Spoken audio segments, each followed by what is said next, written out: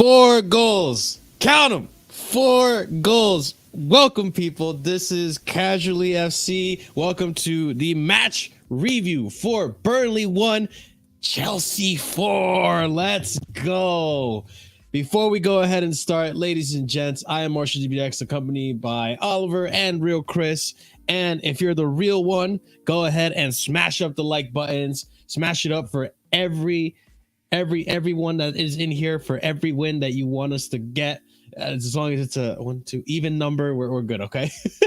But smash up the likes, subscribe if you're new, because we are on our way to 2,300 subscribers. Then from there, 3K. So help us achieve that goal. Hit the bell notification so you don't miss out when we do go live. Check out the links in the description for my YouTube channel, the Discord, Twitter, all that good stuff down there. Check it out. Be sure to leave a comment down below. Let us know what your thoughts are on everything we're going to be discussing today, as well as the game, individual players. Have your discussions in the comment section below. Big up to the comment section. And also, big up to everyone in the chat. Big up to Surf and everyone that will be coming in. And be sure to check out the memberships. There are 4 memberships starting at 99p. And if you are a member, I urge you, use up those emojis because they are fun to have in the chat.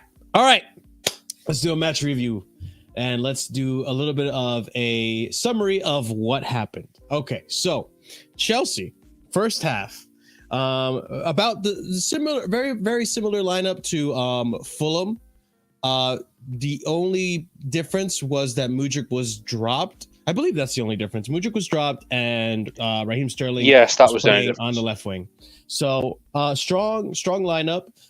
I kind of understand why he dropped Mudryk. I think, maybe give Mudryk a break. He's been playing a lot recently, so why not? And Sterling is, a leader in this team, or one of them. So we put in Sterling in the left, and we don't start off too strong. I'm not gonna lie. Starting off, we were looking a little pathetic. We conceded the first goal in the 15 minutes, and it was shaky. It was shaky. We didn't look like we were going to score. We looked a little lethargic. It wasn't convincing. And luckily for us, and it seemed like a game that we were going to be fortunate to even get on the scoreboard. Luckily for us, Raheem Sterling, who kept penetrating that defense, who kept being a menace to Burnley, crosses the ball in, and it deflects off of a player and goes in for an own goal, putting us at 1-1 going into the second half. Then all of a sudden, and this is not the first time it's happened. I think it's the second and the third time it's happened. I think it happened in Brighton, happened in Fulham as well. We woke up in that second half, and boy, did we really wake up. Raheem Sterling, once again, and mind you guys, Raheem Sterling is going to be the guy that we're going to be talking about this stream, as well as the other players, but he's the main guy today. Easily man of the match. I'm going to go ahead and put a poll for you guys shortly. But Raheem Sterling, again, dribbling on the left-hand side, cuts in, gets fouled on the line, gives the penalty to Cole Palmer. Cole Palmer, as I like to say, Cold Palmer, puts it away. We are now 2-1 up for his first Premier League goal. Fantastic to see him get on the scoreboard. He had a fantastic game as well. And then once again, 15 minutes later, in the 65th minute, Caicedo, who he's been in phenomenal form as of recently. We're now finally starting to see the player that we paid so much money for from Brighton. He intercepts the ball. It goes, not intercepts, he blocks the ball or dispossesses Burnley for the ball, gives it to Conor Gallagher. Gallagher, who has been looking better going forward, passes it over to Raheem Sterling, who is onside. Then Sterling one-on-one with the goalkeeper on a breakaway, puts it past him. We are looking clinical again. That puts us up 3-1. And it's not done yet, ladies and gents. It is not done yet, because we have Nicholas Jackson, who had come in at the half. Brozier was subbed off.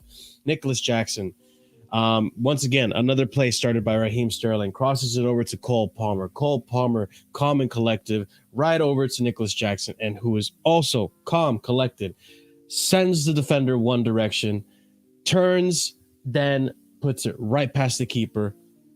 Great finish from him. That is 2 games in the Premier League in a row now that he has scored. Actually, no, 2 games in a row now for him. He scored in Brighton, was suspended for Fulham, and now he scored for this game. Maybe we're starting to see the beginning of Jackson getting a little bit of a streak and a goal scoring one, which we need. But ladies and gents, this is how the game ends. 4-1 Chelsea. Here we are. Absolutely wonderful result. I am done talking. Oliver, Real Chris, what are your thoughts on the game overall? You want to go first? No, you go, Chris. I was going to say, you know what? We actually finally, came back from a goal behind and actually won a game. Like, we ain't done that for a very long time. True. That's the one thing, man. Like, I've been waiting for something like that in a long time. And another thing is, we actually scored 4 goals in a game. We ain't done that in a long time. I don't think we actually scored 4 goals. The last time we scored 4 goals in a game was under Tuchel. Yeah, under Tuchel it was 2022. It was the 6-0 Southampton before we faced Real Madrid in the Bernabeu. It's been a long time, and 3 wins in a row. I think 3 wins in a row has been a while since like early last season, maybe. That's been a long time too. It probably would have been. I thought about the game, I was excited about those things. No, everything good last was under Tuchel, basically. Hang on, no, I think actually the last time we won 3 in a row was probably under Potter. We beat Dortmund, March, Leeds. It was it Leeds, Leicester, and Dortmund, right? Something like that. Yeah, March or it was it was in March. That's exactly the one. Yep. Anyway, the first half, man, it was shit, and I actually think a big reason for that was I felt our midfield was decent. I felt our defense. Big reason why we did concede that goal was because of Colwell. He messed up on the left side. He got overrun, and then obviously Thiago Silva couldn't put a tackle in. He was a bit bad on that as well. So I don't think Diassi is how you say his name, Diassi. Disassi. Yeah. I think he should have done better too. The only defender I didn't think really did a whole lot wrong in that was Cucurella. Cucurella didn't really do a whole lot wrong. He was trying to push him out, but he couldn't, obviously, and he took the shot. He could have closed his legs, but the reason I would say the reason I say Neighbour Brojo is a big problem was that because he didn't do any link up, he did no press, he didn't really make himself available a lot in that game, and that's why I think in the second half why it changed massively was because we subbed on Jackson, who has actually got a bit of press to him, and his link up is really good. I think that's the difference between Brojo and Jackson. That's why we stepped up in the second half, because we had Jackson on. Brojo was just doing nothing in the first half. I don't know if that's just down to he ain't played in 11 months, for example, so. He could be a bit slow. He just did nothing for me today. I don't really rate him either, but there's a good reason why he subbed off, I think, for half time. That's why the second half changed massively because, Jackson today was unreal. He got a goal. I'm pretty sure he caused one of the goals as well, Jackson. But Cole Palmer, I thought as well in the first half, by the way. Sterling was the only one who's trying to do anything really in the first half. That's the only reason we actually had somewhat of a chance, because Sterling was trying to score. He almost scored from outside the box. He bowed at a defender. It went for an own goal. And we actually got lucky for 1-1 that first half because we was awful. But second half, we either Poch said something, and it's probably a mixture of Jackson coming on, because Jackson really changed the game for me as well. While we actually came back and won 4-1. Cole Palmer was unreal again today. I wasn't a big fan of us signing Cole Palmer, but he hasn't really done a whole lot wrong or anything wrong, and he's actually been a lot more positive to our team. So I give him praise for that. I didn't really see it in Cole Palmer that changed his team, but he has changed his team actually when he's came in. Even I even thought Gallagher was decent today as well. He wasn't the best, but I thought he's okay. Who else is there? I'm trying to think of. Is anyone else? Oh yeah, Caicedo. I thought he's the best mid. Yeah, I thought he's honestly probably man of the match, or Sterling, between them two. I thought Caicedo was unreal, winning every ball, every tackle. He was passing it along to the other wingers or midfielders or the 10 we have. We had a great game today. Very happy. I couldn't ask for a better result and better scoreline. We got a better goal difference now. A lot better. So I hope more we see of this, but we got a bit of a international break, sorry. International break, yeah. Yeah, so that kind of sucks. Going into international break, let me just look at this table real quick. At least as of right now, because I know there's games tomorrow. But as of right now in the standings, Chelsea is 11th place. We almost overtook Man United. But hey, you know, for a while before the game, before United ended, we were on the first page of that, you know, league table. Did we not move up position today? We did go up. We went. I think we were at 12th. 12th earlier today. I don't remember. Yeah, our goal difference actually pretty good for the bottom half. Actually, +4 goal difference, and everybody else is like. Well, yeah, we've been good defensively, but I mean, Oliver, what are your thoughts on the game overall, man? Talk to me. I'll start on something that doesn't really concern the game too much. I'm going to take us back to after we lost the Aston Villa game, and I wasn't very public about this, but basically, in short, Poch was going to lose my support if we didn't pick up 6 points in this game and the last game. And we've done that. I think Poch has done well within that. You know, he's configured the team in a much better way than he has in the past, and we've gotten the results for it. So I want to give him credit first of all. You know, as much as it is Burnley and Fulham that we should be beating them anyway, you know, still credit to him. You know, he's actually taken on board. You know, well, not even taken on board criticism, but he's evaluated himself and his methods, and he's changed it.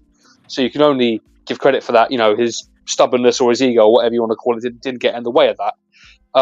And yeah, you know, first half was pretty abysmal. I mean, in the Discord call, you know, we were all pretty downbeat because it just looked like the same old Chelsea, pretty lethargic, creating half chances that were going to go down as chances. And, you know, people are like, oh, we created chances. Well, we didn't really.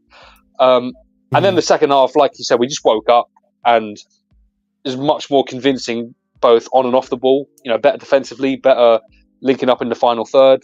Poch made good substitutions. So I know we'll go into individuals later, but I'm just happy with it overall. You know, it's definitely given me a lot more confidence. You know, as much as the games get harder from here, it does give me a lot more confidence that at least we can set up correctly. At least, like you said, Oliver, at least we got the points against the smaller teams because we knew it was going to be a challenge against. Well, Chris, like I said, I wanted 6 points from Fulham and Burnley, and I got it. If we didn't get any points like against these teams as well, like it's gonna look real bad because we probably wouldn't beat Arsenal, especially in that type of form, and Man City, and we'd be like in relegation zone, I guess. So yeah, I'm actually thankful, like you as well. We got 6 points because we really needed that just to survive a little bit longer. Because we got a lot of injuries still to deal with. And adding to that as well, you know, beating Brighton in the cup as well. That's 3 wins on the bounce. So, you know, it can only do the confidence a whole lot of good. Yeah. So let's go ahead and talk to our legend here, the Winter Surfer, my friend. What do we think of this game? Because hey, I mean, prior to the Brighton game, you weren't very optimistic, and to be fair, none of us were. I wasn't. No one was. Add that in as well. Yeah, but you were king pessimism, right? You were there. You were in the trenches with us. I think I had every right to be. I think I had every right to be pessimistic. Oh yeah. Surfer was digging trenches with us. Let's compare the previous international break to this international break. Look at the fixed international break from the previous one. There's no chance. Any point whatsoever. However, I'm a bit more optimistic going forward, but that's another thing. On this game, we weren't good in the first half. They had one shot and scored. Sterling was the best player, even though people in Discord were ripping him apart, who had the best chance and stuff like that. And then I thought Poch made a very good sub. It wasn't working with Broha. Because Burnley were playing such a low block, and he's a lot more stationary than Jackson, works in Burnley's favour. I thought the change in bringing Jackson on meant there was another person up there with movement, and it just worked and clicked. And then Raheem Sterling, which he should do anyway, but he just ripped apart whoever their right back is all the time. I mean, Raheem Sterling had a hand in every single goal today, even scoring. Incredible. I thought Disasi played well. Disasi played well again. Disasi, Chris. Disasi played well. Axel. His name's Axel, actually. Axeman. The Axeman played well. Just call him Axe. Taylor played well. I thought Enzo was okay. It was one of his quieter games, but I'm not one of these ones that are just on this hatred for Enzo for some reason in our in our supporters. Gallagher, I don't let the assist for you. For Gallagher was bang average today, in my opinion. I thought he stopped a lot of our attacks as going through him. I didn't think he added much defensively because Caicedo and Enzo were there, so he didn't need to add anything. But it wasn't like terrible. But I just thought he was like. I thought he did the pressing well, but standard. I thought the assist was good. The assist was good, yeah. No problem. It was a good pass. The assist, no problem. Sterling was outstanding. Cole Palmer is what people thought Kai Havertz was going to be. Okay, I'm glad you said that. I forgot that I had that thought, but yes, I will say this right now. He's got the same build as Kai Havertz as well. He is playing how I was really hoping Kai Havertz would play when he came into this team. So he is the Kai Havertz I never deserved, or I didn't deserve apparently. Like, Jesus Christ, this man's Batman. At least we saw Kai Havertz for 65 million and bought him for 45. So yes, yeah. I think we needed these 6 points going into the fixtures after the break. We needed to establish some points and some rhythm going into them because if I take the Man City fixture out, I'm not saying we're going. I don't think we'll lose as many games as people would have thought 4 weeks ago. Mm-hmm. I don't think that. I think we will lose some games. Man City, no problem. Take the Man City out of it. We've got Brentford as well during that run. We've got City. We've got Brighton, stuff like that. And I'm not confident. I'm optimistic. Like, for instance, whatever you think about Poch's decision to play Sterling, and I was in the same game going, I thought Mudryk might have been, but he got the pick spot on. Sterling was exceptional today. And he didn't wait for 60 minutes to take Barrow off. Barrow wasn't having a good game, so he just come back, took him off, put Jackson on. Stuff like that. He made changes, you can't fault him for that whatsoever. So yeah, I was just fearing we're gonna get one of those horrible yellow cards that the people were chatting and getting themselves a yellow card, and then they get the second bookable one and he's out. So I thought, no, a very good second half performance. Yeah, and we move and we go, and you know what? International break is suddenly fine. You know what I mean? Yeah. You know what I mean? 2 weeks over, we move. So a goodish performance, but can be better. We can be better. Gotcha. Yeah, we should score 5 or 6 that game. No, just on the international break, if Sterling's going to continue to play like he did today, then hey, at least he's not going to go to England and potentially get injured. Well, let's actually discuss Sterling. That's something that baffles me. Is how I actually shouldn't baffle me because Gareth Southgate, I don't know what he's doing, and you guys from the inside don't know what he's doing. Like, no one knows what this guy's planning with his selections, but this guy should be in the national team. He should be going on international break, but he's not, which is great. I mean, I'm not going to complain. I'd rather him stay here and be fit, and especially considering we have players coming back into fitness that are going to be training. I think it's smart that Poch has someone that is already involved in the system, understands how the dynamic of how Poch wants to play, and can translate that over to the other players that are still catching up. And you got your Lavias, you got your Badishile, you got your, well, not James, but you guys know what I mean. Chukwuemeka as well. We got players coming back from injury that probably need to catch up. But back to Sterling. Now that we've seen Sterling on the left, we've seen Sterling on the right. He's been, and I gotta say this as well. Out of all of us on this panel, I think Surfer was probably the only one that was really backing Sterling, even in the preseason. So wait, I didn't back Sterling. Didn't want him sold. You were a little hesitant. No, I think. What? Okay, you and Surfer. You and Surfer, but I was literally fighting Ahmed about not fucking selling that fucking guy. I'm gonna give Surfer a little bit more credit because he puts his face on camera. So there you go. Oh, okay. he puts his reputation on the line. Yeah. I'm literally a You know, massive Sterling if fan. people see him, I if people see him on the street, they can call him out on it. You I know? literally fired you over years on Sterling when he was in that Chelsea. Yes. We should call you Real Cowardly Chris. That's what we should call you, Real Cowardly Chris. As well. But today, Raheem Sterling, absolutely phenomenal performance. 36 touches, 62 pass accuracy, 2 final third passes, 4 out of 11 ground duels won, 2 out of 3 shots on target, 1 penalty won, 1 chance created. Man of the match. Does this now, going forward, give Pochettino a selection headache in the attack?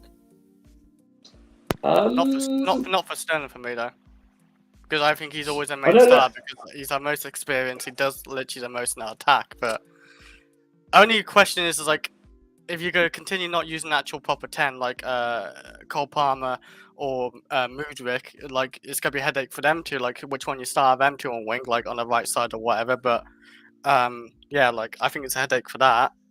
I don't think we have too many attackers still. No, I think you're right. Yeah, it does, but good. It's a good headache. Yes, because he can now even play Mudryk on the left, Sterling on the right, and Palmer in the middle if he wanted to. If he wanted to do it that way, he's got the option still to play those guys. I think though the more interesting thing is it's happened so quickly. I think he's going to go with Palmer on the right, and the other two positions are up for grabs at the moment. I think Palmer's the number one choice on the right in the attack. Like his position is that, because I think people with Palmer don't know what this guy is. The way he's built, the way he's slender, they think he's easily to push off the ball. Doesn't do that. He does a lot in his game. So I think it's Sterling and Mudryk battling out for the left, really. But then again, it could easily change. I mean, we have no idea. It's a great option to have, essentially, is what I'm trying to say. And it's a good headache probably for even Pochettino to have that. Well, whoever he decides, he's got an option on the bench to call upon, at least. So.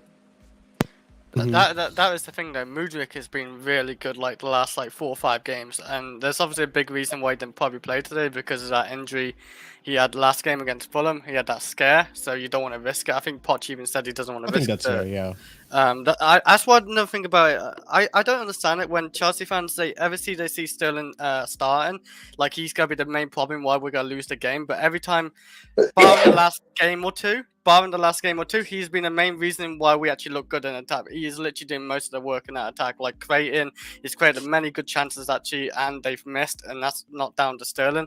Or he can score. He's our top scorer as well with 3 goals. I don't think anyone's passed 3 goals or even joint with that.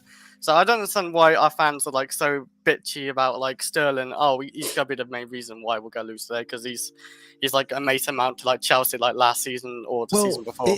It's a lot of it is because of that indecisiveness he has, where he'll hold on to the ball for too long, and he'll just end up losing the ball. Right? But has he really done that this season? That's what I mean. But today, overall, this season, he's been a lot more faster. Get rid of the ball. Make a decision. Are you going to dribble? Are you going to create something? Or are you going to pass it? And I feel like today, especially, even for that Nicholas Jackson goal, I feel like today he went up and got him behind the defense. Already knew Palmer was on the other side and he was open and crosses it over to Palmer, which is the right decision. Now, Palmer maybe could have scored that if he was, a little faster, maybe a little pacier. But I'm not going to complain. At the end of the day, he gave it to Jackson, and Jackson did the right thing, and we scored. But it's moments like that where this is where Sterling is at his best, when he's more on the ball, when he's more he was asking for the ball today multiple times. He knew exactly what he wanted to do. There was very few moments where he's indecisive, right? And in the moments where he was decisive, he would do the right thing. How much was he terrorizing that left back today? The right back, I should say. Yeah, he absolutely had him on the split today. I don't think the right back really had much of a foot on Sterling. Every time Sterling's on the ball, he didn't really get near him. Not at all. That much of a terrorizing. I actually think Sterling's still probably be on the left side because Sterling today, coming back on our left side, looked so much. It's probably his best game of all season. I would say Sterling's best game. Maybe, yeah. So yeah, that's the. Good thing it's this or losing. Pardon? Yeah. It's this or It's Luton. this one or Luton, yeah. Yeah, but that's the good thing about Sterling. He can play right or left, even maybe strike if you have to. I wouldn't play him at strike, but like that's like his third position. And you know what? That's the other thing too. Like, and before I go on, almost 60 of you guys watching. If you want to enjoy this win with us, go ahead and smash that like button. It goes a long way to helping the channel grow. And hey, guys, come on, let's be positive. We're winning a game. We won a game. You know, smash up the likes. See, go to Frogs in the chats, but Cole Palmer list the weights. He doesn't. He doesn't get barged off the ball. His wiry frame is deceiving. He's a deceiving player, strength-wise. He doesn't get barged off the ball a lot, and he's actually very pacey as well. He's a very deceiving player. I wouldn't ask him to. I think it would take away from his game. I think it would make him slow. I think it would make him slower if he puts on muscle. I really would. I was gonna say, Andrew, you know how hard it is like for a tall guy because he's what 6'3", 6'2", 6'3"? Yeah, it's very hard to look it's very hard to look very muscular like as a tall guy. I don't think he can put on muscle. It's very hard. Body frame. It's very wide. If you're like a Mudryk height, or something, it's like Peter Crouch, isn't it? Yeah, it's like Peter Crouch. But your body, you can still be a strong guy, being a bit. He's not even that slender. He's not like you said, he's not even like Cole Palmer's skinny in him or Tammy Abraham. You remember Tammy Abraham, Chelsea? He's more bulky than Tammy Abraham. He's not. He's just. I don't know. I think he's fine. I don't know. I agree. I think it's fine. I don't think he's. He's not even weaker. I never seen him get bullied. No. But it's because he knows he doesn't get bullied at all. That's what I mean. Like with Havertz, he obviously he was put in a striker position, but even when he was in a striker position, I think this kid would try to beat people in physicality when he's not the physical guy. I think Palmer understands that's not his strength, so he's not going to try to beat you in physicality. I think Palmer is being smart, and mind you, I mean, he does come from the Pep Guardiola's school of coaching, so I'm sure he's learned a lot from this guy and learned how to not do that, right? But anyways, on Palmer, we got some stats here, right? 3 GA in his last 3 matches. I believe that's 2 assists and a goal, right? Loads of room to improve, especially out wide, but what a start it has been for Cole Palmer at Chelsea. We go on to the game stats. Cole Palmer's game by the numbers versus Burnley. 18 passes in the final third, 5 touches in the opponent's box, 3 shots, 2 chances created, 1 goal, 1 assist. Oh, 3 goals, I should say, actually. Wait, no. Yeah, he did score a goal, yeah. So, no, 1 goal, 3 assists in the last 3 games. 3 games, yeah. He's been I on would it. say. I don't even think that You GA know what, is right. It's really surprised me. 4 GA, I think. I don't know if this to be true. Someone check it. 3 open play assists since he joined us. Is that right? Yes. Like that. You had the Jackson one against Brighton. Then one today. You had the. I mean, are we counting the Brozier goal? Because that was more of a. I don't think that's an assist. That's the defender playing that into Brozier. But the thing is, he's still creating it. He's still creating a good opportunity. Oh no! Yeah, I know what you say. Yeah, because that's the thing. It doesn't count as an assist. It shouldn't count as an assist, but you credit it in general because he intercepted the ball and then played it into the area. So full credit to him either way. Someone said he only needs about 6 or 7 more open play assists to match Mount's entire Chelsea. Oh, Mount's getting cooked for TL today. Just based on that, I'm just saying, no, and that's just a side swipe. But let's concentrate on this. I think he is like I said about 5 minutes ago, I think he's established himself as the first player in attack on the team sheet right now. Because it's switched between Broho and Jackson depending on the opposition, and Sterling and Mudryk, who are both playing well, which is a good thing to have. What it doesn't look good for is the likes of Madueke. It doesn't look good for right at this moment in time because he's not even getting any garbage minutes. So Maatsen came on today, I think. As well, he did. Yeah. He did make a Maatsen's getting more minutes than Madueke is, and Maatsen's in a contract situation, which. I think it says a lot towards Madueke. If you've got a guy who's refusing to sign a new contract, is getting more minutes than you. I think that says a lot in this current situation. So, and also then you've got people still coming back. I mean, you've got the likes of adding Nkuku to this team, and like that. So it's one of those. But Palmer was very good today. In the second half, he was very good. In the first half, I thought he was a bit anonymous. He had that much of an impact. I think the first half, everyone was a little anonymous. Yeah, except Sterling. Yeah, except Sterling. Yeah, exactly. Yeah, I think Palmer. Yeah, Palmer's very good. He looks very good at this moment in time, and you can call him. Oh yeah, well he wasn't starting for City, and it's like, well, yeah, well look who City have. Do you know what I mean? It's just. He had a. As far as to say that Palmer's been looking silky. I'll just say that, you know. Well, you know, he's from City. You know, Pep Guardiola wouldn't include him in his first team. It's a silky Englishman. yeah. People making that argument, like, you just got to look. He had, you know, we're talking from last season and before.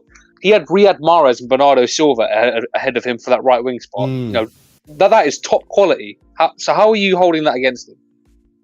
No, true, of course. Fucking minerals, bruv. He's got it though. He's got it. You're right. The first half.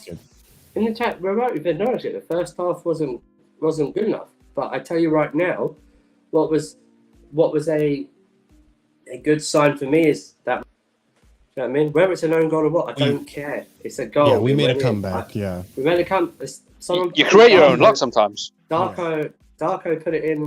He tweeted out. It's our first time in 19 Premier League games that we've come back and won. So that's 3 draws and 16 defeats since we've come back in the game and won. So I did want to, because you guys are discussing heavily in the chat about Levi Colwill, and I just want to get onto the defense today, because I will say, as good as our defense has been, more or less, in the past few games, I think we're second in the league. This stat may have changed today, but we were second in the league with least goals conceded, I believe. And we had like the most clean. I'll check that. Before the yeah, I think it may have changed today because of the goals conceded. 7 or something like this. Yeah, we don't concede too many goals. We've been losing because we haven't been scoring. But I will say, like in my match preview, I said let's keep Levi Cole on the left back position because you know what, these past 2 games it's been working. Why not? Maybe there's something here. But today, I think we saw what lack of inexperience, and obviously he's not a left back, so I don't expect him to have this in his locker, but to be pulled out the way he did in a 1-2 scenario, and then I'm not going to blame it solely on Colwill for that goal, but overall defensively we were shambolic. It started with Colwill in that 1-2, and then the Sassi not really. I guess could he have gotten closer to his man? He sort of backed off. Well, no, because it went. He showed him inside. Whatever they did to Cole, they worked it around him. Cole was out position. Then that's a good point. Thiago Silva's on the 2-0 where he reacts too late. They already go past him. Then Disasi's already backed off. Maybe anticipating maybe Thiago Silva's going to get him, and then he sort of slides in, but then they work the pass open to where Cucurella is, and they shoot it through Cucurella's legs, and then it goes in. Apart from that, there wasn't. I think after the. Was it after the 3rd or after the 4th where they had like a bit of a flurry? Nothing much. I think Sanchez saved that straight on. He didn't have to do a whole lot. That was Kepa. That's definitely going in. But if Sanchez saved that easy shot, it's straight at him, and then he had a deflected shot that sort of went at him, and I didn't. But it was hard to look at the pixelation on the game coverage wasn't that clear whether it took a deflection or not. They went straight in, but I think because they took their foot off the pedal after the 3rd or the 4th, they allowed them more into the game, sort of like the Fulham bit, but because we had them always in control of that game, they were. But it was a bit of an embarrassment when that was their only real shot on goal in the first half, and they scored from it. So it's like I can't get too mad at Cucurella as well in that situation, but it did go through his legs. That's the only thing. Like at Cucurella, you could have asked for him to be a little bit more aggressive when it's like at that point, but maybe he doesn't want to get taken on and took on and being passed by. But he just tried pushing him wide or something. I think that's what Cucurella tried doing anyway. So, but Cucurella's the least. He was definitely the least fault. Yeah, for that goal, he was definitely the least fault. So yeah, it just looked like a bunch of dominoes. It just looked like a bunch of dominoes falling. You know, started with one, then the other, then the other. Like it was a shambles. And like, if anyone wants to come for a specific player, then fair play, but have the same energy for the other three, because it was just a shambles across the line. It was every member of that defence, because they literally went from the right wing to the left wing. That is a Colwell. Every member. So anyone in the chat not mention it, don't paint us with that brush, because we've mentioned every single defender. There was an issue with that goal. So I will say, every time we play with Cucurella, we win.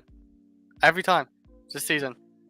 Well, I'd go. Yeah, stop. I'd go and say, I would say every time, every game since Palmer has started, we've won. Hey, let's not do that, because people on Twitter, some mad people have been saying it's ever since Chilwell got injured.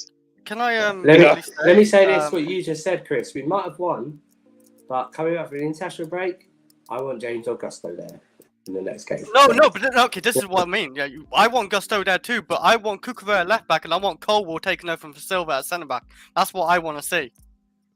Because I don't want to see Colwell at left back for the Arsenal game. I don't want to see it. I'd have to agree, because we have seen improvements from Colwell at left back, particularly in his offensive game, getting up the pitch.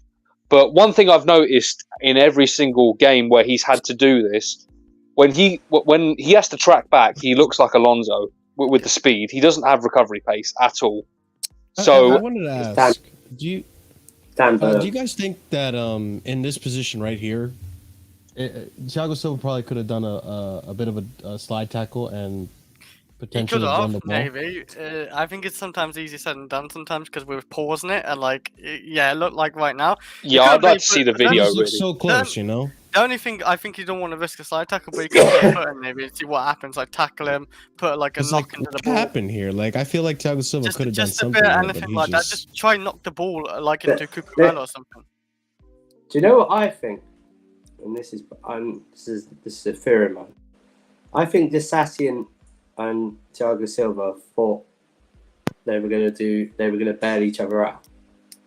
Of this. I think that's what Disassi backed it. Or Disassi backs up because he thinks Thiago Silva's going to stop the ball, and then Thiago Silva doesn't really put a finger. He thinks Disassi is there to bail him out, which he isn't, and that's just communication to begin with. So it's one of those. But every member of that back line is culpable in this goal. I'll even say Sanchez. You can try and single out. You can try and single out Colwell all you want, but it was still a long time. They went to the other side of the pitch and scored. So I'm not gonna single not single. I don't really include Sanchez in this. I wouldn't say single out. I wouldn't because it's just shot through Cucurella's legs. That's just always difficult for the goalkeeper. Yeah, you're a bit blind. You don't know when the shot really coming. But I will also say, one thing that did frustrate me from this play is that Colwell was jogging back. And look, I'm not going to say you could have, should have, would have done this, but if he hadn't jogged back, maybe he's in the back post here. I don't know. It's just... It is a little frustrating, but if anything, he'd be where number 22 is, around there. So make sure he doesn't get the rebound. Marshall, I think you've been spoiled by the amount of goal line clearances Thiago Silva has made in the last 3 years. True. Thiago Silva's a master at that, so not many people do it. Not many people read it. Yeah, I don't think Colwell. First of all, I don't think Colwell's jogging. I just don't think he's that fast. We saw it in the what's it called? We saw it in the West Ham game and the Nottingham Forest game. He had to run back, and I just don't think he's that fast. But but from a centre back position, it's he can read the game and actually anticipate better, where you don't necessarily need that pace. It is everyone's fault, but it started with Colwell. It did start with Colwell, yes. There's no one culpable. There's no one single player culpable for this goal. You can say, it's Colwell's fault, but that was just near, wasn't near the halfway line, but it's a few metres away from the halfway line on the wing, and they still did a 1-2, and they then still went all the way over to the other side of the pitch, which means they went past Thiago Silva, they went past Disassi, ended up with Kukurea, and they shot it through his I'll legs. show you, Jason. So, you know. it is Gallagher's fault, God of Frogs, exactly. So right here, I'll just explain how you would like Colwell to defend that situation. Don't get caught out. Right. Don't step up that much. He let them back. Where he is. He was very aggressive and rash. Like, that's the only thing. I'm not, like, again, we're not really blaming Colwell like that.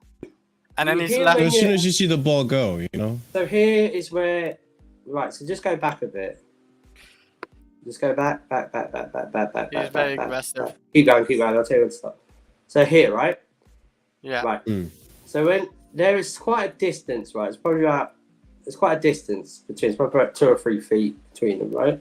Here, you don't go diving in. You back off. I know it's from pro clubs. All right. So you don't go back. You back off. All right. Let him have it. No, let's have it right. You read the game. You read the game. So this is his reading of the game, which he'll learn. You back off, because if you do this, you have to win the ball, or you have to foul the guy. You have to win the ball or foul the guy to stop the momentum going on. He didn't do either, and he left a massive hole behind him. Pause. So it's it's just one of those. So this is where it started. So it didn't even start. It started. So the whole thing actually didn't start in a half. It started in Burnley half, if you think about it. Really so to bad blame Colwell, to single out Colwell as the one who his fault is, it's just baffling, seeing as they had like half the pitch to run into and then score. That's right. Yeah, that's right. I know. As a left back. You play left back on pro clubs? You're not rated, Andrew. Okay, left back, left wing back. Chris, you try and roast me in the chat all the time, and I end up scolding you for having great performance. No, I don't know about that. You got sent off when I was watching last time. Oh, that's that. But this whole entire play was when you've shown that before, like you can see like the other player making a run beside whoever the guy is beside him right now. Like you can see the player on his right, he's making a run. So surely that's what I mean. He hasn't really read it like too well. So like again, if he's gonna be that aggressive, he either fouls the guy and makes a free kick, or he tackles him before he actually passes to him. Because he's not, and the thing is, Colwell knows he's not fast enough to like really outpace these wingers. He's not really that fast in transition or anything like that. So yeah, he should have known. But we're not. So the thing is, we're maybe talking about Colwell a lot now just because we're trying to respond to whoever said that. It's also Thiago Silva's and Disassi's. You got it right. Wow. Yeah. He said it right, guys. I couldn't even say Diaby. I couldn't even say Diaby when I fucking saw his name. Diaby, Disassi, DBSC. Yeah. Fair enough. Big up, Dave. Big up. Yeah. But he can say Aspilicueta. No, he can say that. Yeah, I can say Aspilicueta. I think you say Aspilicueta, but not Disassi. I don't understand. Disassi, I don't know, because Andrew, I've already told you, my head like tells me something different. Your head. I told you in the Discord. I want to take a trip in your head when you talk to us. When you talk to us, I want to take a trip in your head. Andrew, if you do that, you're gonna come with bags under your eyes and PTSD, man. That's all I'm saying. You might come out PTSD for sure. Yeah, you'll be lost. My head's a mess, man. Another player that we must talk about, who is up there with man of the match as well. I think it's clear it's going to be Sterling, but this guy had a phenomenal game, and not only did he have a phenomenal game, but he's been stepping up a lot recently. Moises Caicedo, man. Look at this. Moises Caicedo versus Burnley. 96% pass accuracy. 5 out of 6 long balls, 4 out of 5 ground duels won, 2 tackles, 0 times dribbled pass. This man's been phenomenal the past 2-3 games now. He has been a big part of, our dominance in the midfield. Yeah. What do we think about Caicedo? Go on. Do you know what? I don't... Because we didn't get past lots there, I don't notice what he does. Do you know what I mean? Yeah. I don't know. Yeah, fair enough. Because it's not flashy. You know what I mean? Yeah, this DM position is never a flashy one. In terms of Dennis, that's what I mean. So I never go like, great tackle or something like that, because they weren't getting past us a lot at all. Very good performances.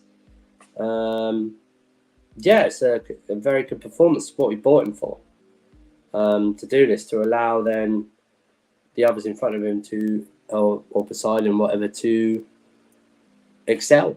I will say his passing too. You know. Yeah. People will go, well, it's only Burnley, it's only Fulham, it's only Brighton. It's like, well, what do you want? Because we were losing to Forest, we were losing to exactly. But we're drawing with Bournemouth, and it's like we can't damn fucking win. Just remember as well, Spurs beat these guys 5-2, and Spurs are currently a team that everyone's looking at as one of the standard bearers in the Premier League at this moment, based on form. Mm-hmm.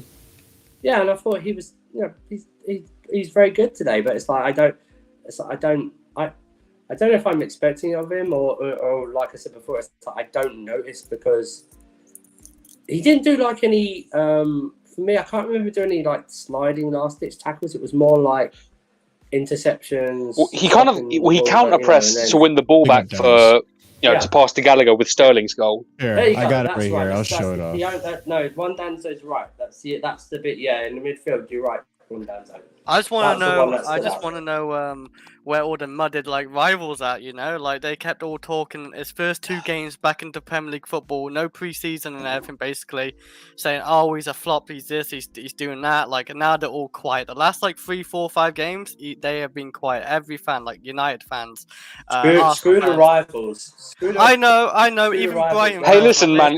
If United fans aren't quiet about this, they're getting cooked, man. Look at Casemiro right now. Honestly, they cannot chat. We're our own fans who don't, it's got this weird. I know, but that's the thing about Caicedo. I think it's gonna be one of those things, Andrew. Yeah, it's gonna be standard. Like he's gonna have like a 7 out of 10 or higher game, and like I think that's gonna be a standard. He's gonna be like a really good player, not really good player. Always have good performances most games as well, and you just don't notice because that's how good he is. And I don't think he's a type of player who really needs to do like last second ditched tackles, because he's always like onto the midfield player or onto a winger. He's just onto him real quick as well, and then passing it out. I think you're right. I don't really want him doing these type of tackles. I'd rather him just doing the interceptions and the blocks, and then the standing tackles, and then just passing it off and stuff like that.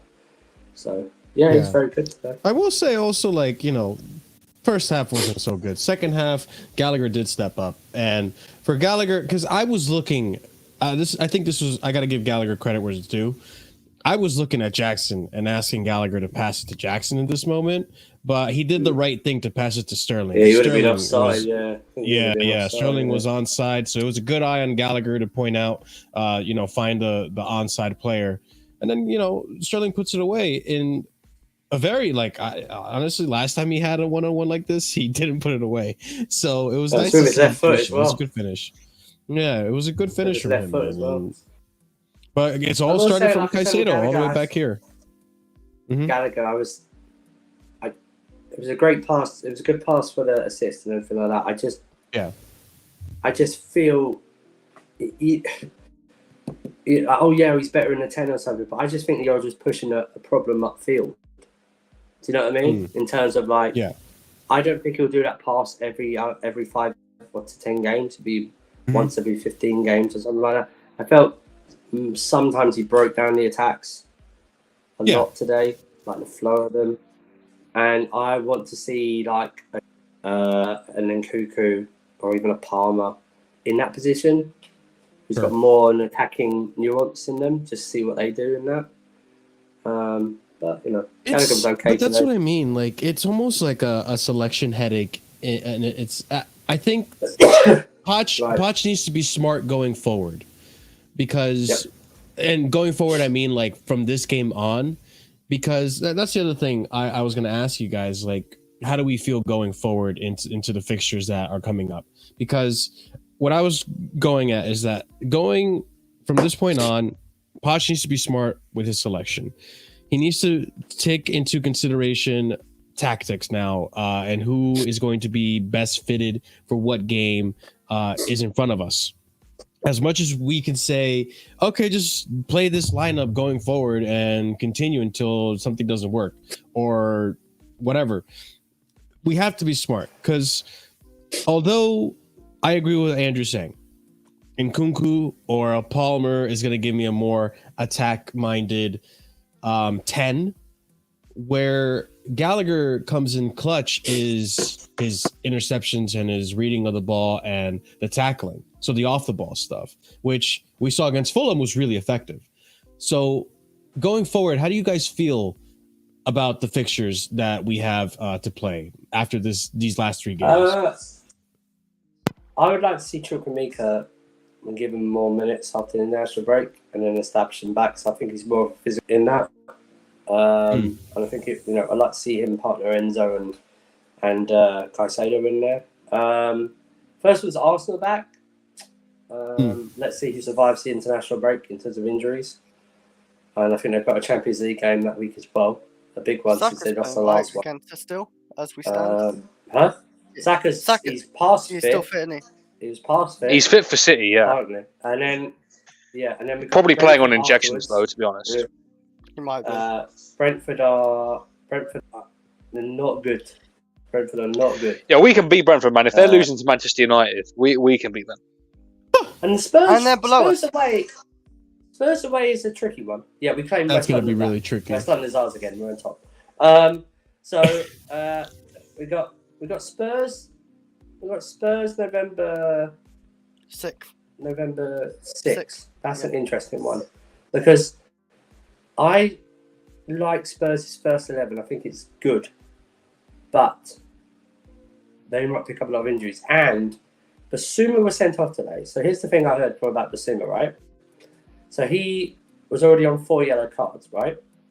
So we got the 5th and then the 2nd yellow card. But what it means is that he gets a 1-match suspension right now. He misses whatever game they're back. But there's a game before that. If he were to get a yellow card against Palace, he then misses the game against us on November 6th. And I think we're going to have Reece James, Gusto, Badashile back by the time, and Chukwuemeka more fit. So it's options there. I take the City one out. I just do. I just take the City one out. Do you know what I mean? I just expect us to lose against them. And then Newcastle's away. Even with our greatest ever players, we still lost at Newcastle. Okay? So our record at Newcastle is crap. Okay, and they're in good form. Newcastle. I was going to say, especially with a bouncing St James's Park. Like we faced them when they were down in the dumps, getting relegated, and they still beat us. Now they're in the UCL, and they got the good owners.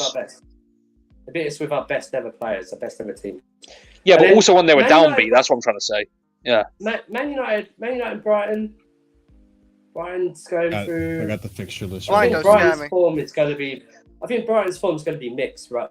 I think the midweek games are showing.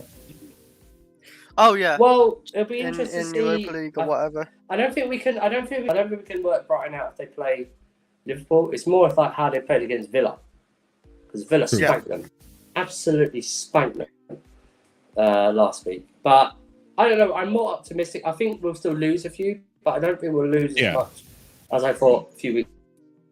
Yeah, if we lost the last 2 games or so, like against Fulham and who are they today?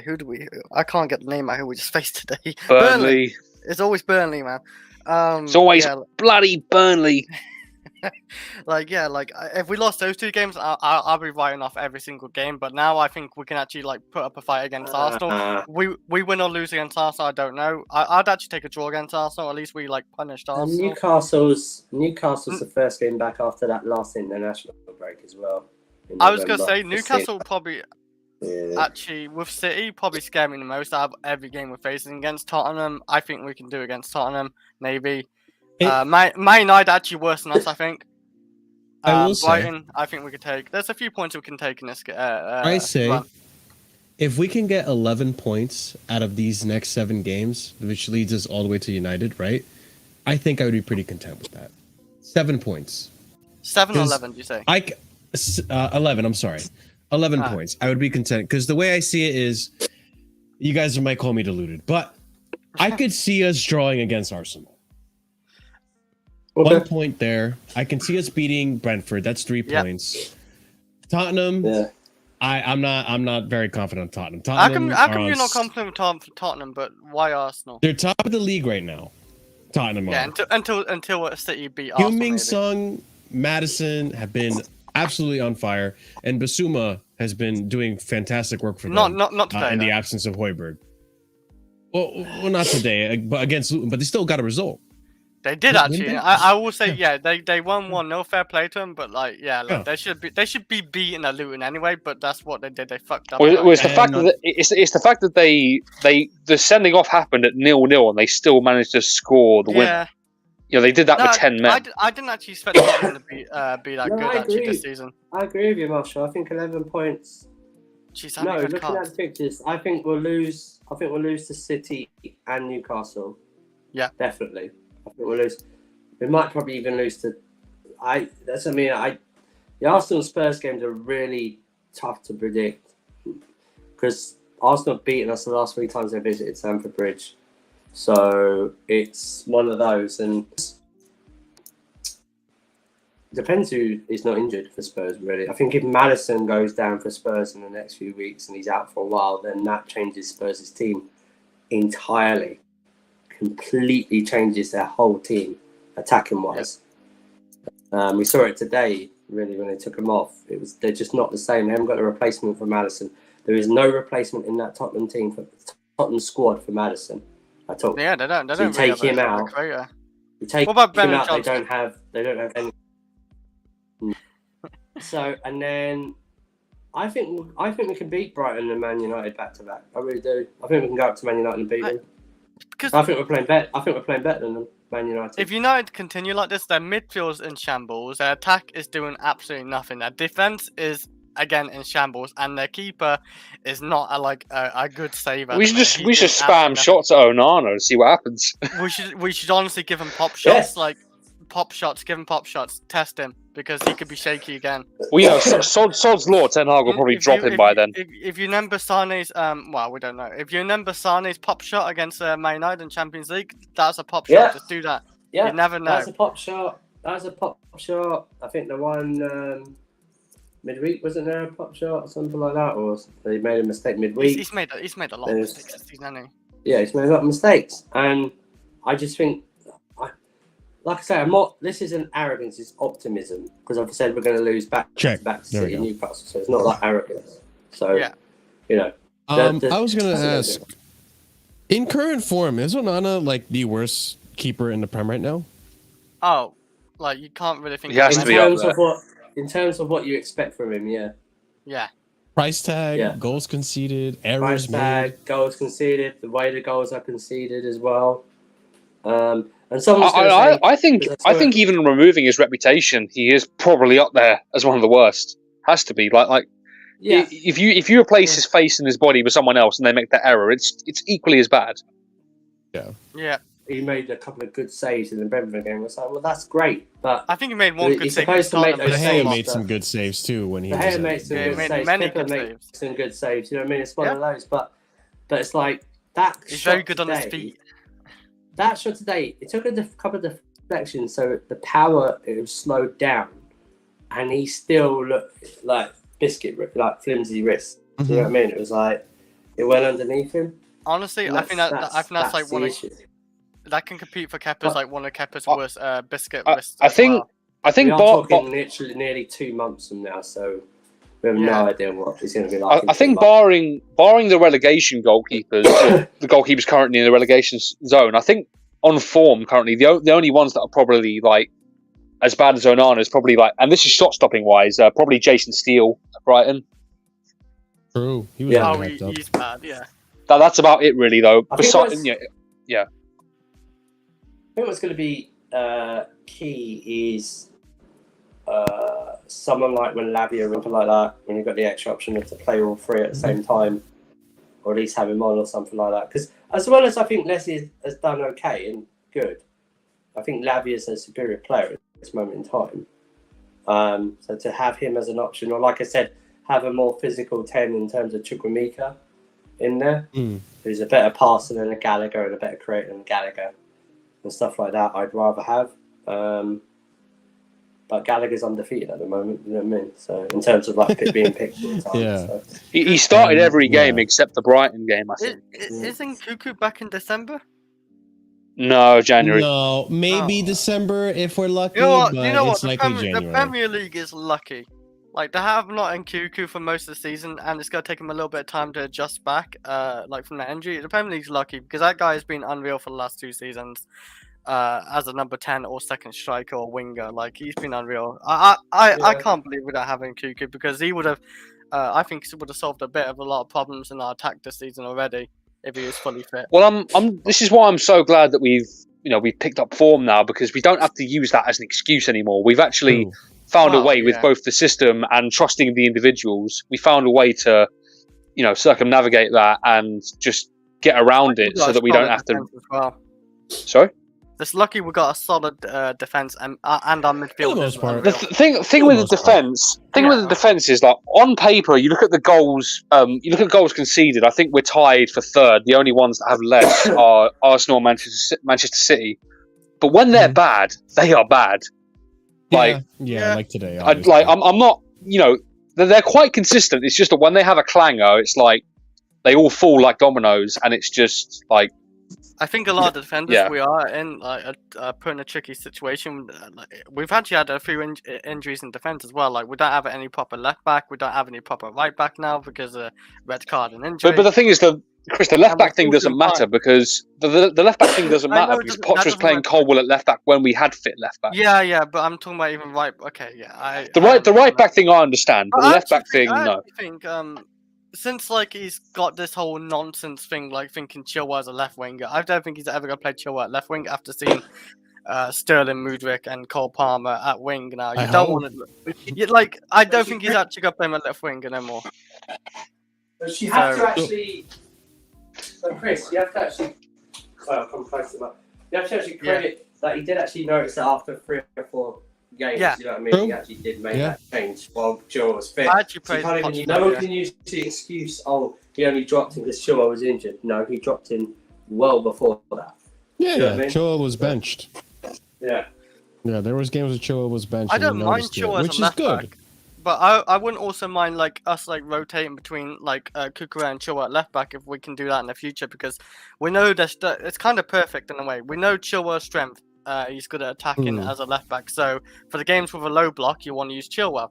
For the games where we need defensively, you'd want to play Cucurella. Like, I know it kind of sounds simple, maybe easy said and done, but I think it sounds too perfect, like, just to try something like that. But I guess we'll see in the future for that side. But I think obviously Reece James coming back as well is going to be a big thing for Chelsea, because it's great. Like, he can create so many good chances, Reece James, and defensively he's normally solid. Yeah. You don't want to see him try Badashile at left back? You know what? I am for the crack of it, let's play him against Man City against left back. What we say, man? We got. I think too hard onto that. It's like, okay, why has Chelsea done this? I need to change. We'll freak about. We'll go. He's gonna put Grealish on him. He's gonna completely body Grealish and do what he did to Rudiger. Surfer, what is this, man? Where is this like? We've got Dan Burn at home kind of thing. That's what we're like the next Dan Burn at left back. It's like put the Sassy do the whole Man City thing. Put the Sassy at right back. Put Thiago Silva, Colwell in the middle, like that. I mean, to be fair, Ivanovic was a centre back before he moved to right back. So the Sassy has played games right back in Monaco. Do you remember the Sassy literally went forward, bombed forward on the right back and took a shot? He took a shot and his shot went flying into the crowd. Like, nah, I can't have that. True, you're right. But I will say, like, looking at these fixtures again, if by Man United we've acquired less than 6 points, I think I'll be back in the same exact boat I was prior to Brighton. I feel sorry for Poch a little bit though. I think context is key though with everything. Well, that's what I mean. But even with the context, what's the context? Because we're gonna get injuries. We're gonna get players back. I don't think, apart from the Brentford game and possibly the Brighton game, which is where I expect the minimum 6 points. I take the Blackburn game away, of course. In all the other games, the Arsenal, the Spurs, the City, the Newcastle games, we're not favourites, as we can't be favourites in those games. So if we do lose, it shouldn't be a shock. It's the way we lose, I suppose. I don't want us doing what Tuchel and Conte did against City and like playing like that's so defensive that we hardly do anything. Remember the especially Conte like one home. where we played Sure. pass up strike and then our players wouldn't press at all? That was the most disgraceful. That Tuchel game we played against Man City in September 2021. That is like 5-2. That is under the radar 5-2, as like one of the worst performances I've ever seen from a tactical point of view, and just being so passive. Lukaku up front. Oh my god! Werner and Lukaku up front with midfield of Jorginho, Kovacic, Kante, no creativity. We was taking the piss. And then James got injured in 5 minutes, so then Aspie had to go to wing back. Like, oh my god! And that's another thing too. We're gonna have Reece James back for these fixtures. I would hope. If he gets injured, Marshall, I will say, sorry, Chris. I will say that I'm not going to factor in the inclusion of players recovering from injury, and that's for one reason, because we can't guarantee that the players that are currently fit aren't going to get injured before these fixtures or during them. So it's just a complete toss up to me. I'm not going to try and make predictions for the future based on these guys coming back. If we have, like say for example, like say Caicedo gets injured, we're not factoring that in when we're saying Lavia's coming back. So when does Lavia come back? Oh shit! I mean there was a report that said he's not. I think Poch said he's not even running yet, so he's a ways off. That really sucks, man. Because Lavia was like perfect, like rotation or starting at times as well, like midfielder. Because he's a very talented midfielder too. And I thought Chelsea so lucky signing all three of these midfielders. Now he's injured. That's kind of sad to see. I think it's fine. It's fine for now though, because we have Leslie as a backup who can definitely do a job. We have Gallagher who has played in both the pivot and the 10. Whether you rate that or not, we have an option there. Gallagher can do. That's the thing. I don't mind Gallagher as that backup either, because Gallagher is actually good at press. He's good at intercepting at times. He's got a decent tackle on him. We've also Gallagher. He can lose the ball a lot as well, and that's like the massive downside about Gallagher. I really don't like about it. And we've also had Ian Maatsen, who we've seen come off the bench as number 10 before, so he can certainly do that in certain situations. So I think the cover isn't too bad. When players like Lavia come back, given that the players that are currently fit don't get injured, if we get Lavia back and have a fully fit midfield, we're just spoiled for options, quite frankly. Look at how I'm tired. I forgot about Chuku, man. He's been unreal. And you can say Ugo Chuku. I don't know. It just came off the tongue funny. I will also mention, this isn't my preferred position for him, but Carney could play as a 6 if needed. He does have Carney could play as in the pivot if needed. So I prefer him as a 10 at this point. I know. I'm saying I prefer him as a 10, but if needed, I'm just. Now, Leslie Ugochukwu is actually great option after if you need someone to fill in, someone got injured for a little bit or someone needs rest. Ugochukwu is that man. He is built. He is built I don't know, man. I wouldn't want to face up against Ugochukwu. He's a huge guy. Very good tackling and good on the ball. I did want to discuss this a little. Okay, let me just read it. Enzo needs to get some sort of output. I think at Benfica he did show some kind of ability in front of goal, but at Chelsea it hasn't happened. Not for the lack of trying. I did mention this in the Discord. I think with Enzo, what has been frustrating me is not the lack of GNA, because at the end of the day, he's an 8. I want him to be part of what makes us dominant in the midfield, but I do kind of wish that whenever he gets in these positions in the box to score, that he would just have more finishing, more finishing. I think if he had finished the chances he's been given this season so far, I think he would probably have 3 goals so far. I think 2 tops, because I think you include in the one against Liverpool where Kanati blocked, and that was going in. I think. Are you including that? Because I am including that. Yeah, I don't think you should, because that's just a really good tackle. That's not really down to Enzo. I'm including that. I'm including the penalty, and I'm including was it Brian or was it Fulham that he had a chance and he just didn't let go of the ball? Are you talking about the one where Maatsen had the shot and it hit the bar and then it came to him? Yes, thank you. That's Fulham. Yes. Fulham. Yeah, Fulham. He should have had a goal. I don't mind him having not goals because that's not really a midfielder's job, is it? I think like maybe you could say Frank Lampard, Chris, but like if Kovacic is in those positions, if Kante's in those positions, you want him to score those goals. You want him to score, but like I'm not gonna like. They're good positions.